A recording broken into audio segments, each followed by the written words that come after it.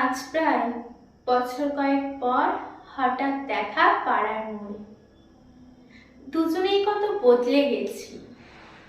তোমাকে দেখে সময়টা যেন কিছুক্ষণের জন্য হলেও থমকে গেছিল আমার কাছে।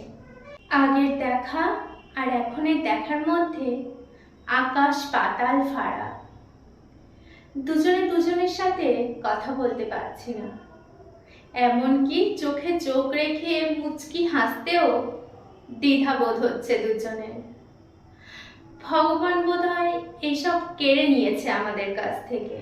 ভাবলেও অবাক লাগে, পাড়ার সেই বকাটে ছেলেটা আজ স্বাবলম্বী পুরুষ, একটা বড় কোম্পানিতে কাজও করে, তার এখন অনেক পরিচিতি। অন্যদিকে মেয়েটা এখন হাউসওয়াইফ।